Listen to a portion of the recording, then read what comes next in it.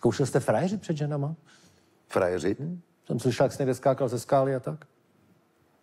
To se ví všechno, to je hrozný. No, to je zrovna tahle ta pohádka. Ano, frajeřil jsem, byl jsem pravda v pubertě a my jsme točili taky u Zatopeného lomu, kousek od Vyškova. A byla krásná skála taková, všichni skákali po nohou z těch zhruba 10 metrů, byla to vejška. Mně bylo tehdy těch 16, 17, takže jsem se potřeboval předvíst, jo. Tak jsem... To mi zůstalo, ne. Perfektním kraulem jsem doplaval k té skále, vylez nahoru a podíval jsem se dolů. Já jsem si přece vzal, že to skočím po hlavě. Místo po nohou. Vylez jsem nahoru a tam jsem se vyděsil. Nicméně ten pud, ta chuť to překonat a předvést se byla silnější a nějakým způsobem jsem skutečně po té hlavě skočil dolů. Dopadl jsem na tu hladinu, říkám jsem, mám to za sebou najednou rána jako zděla.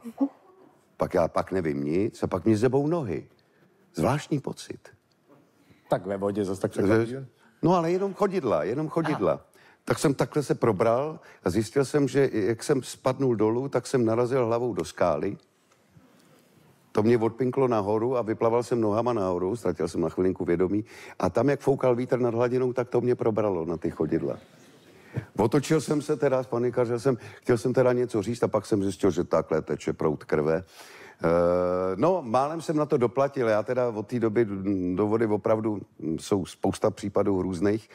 Neskáču, pokud nevím, kam skáču. Ale takhle může dopadat frajeřina. Ale takhle, ona ta frajeřina zůstává pořád.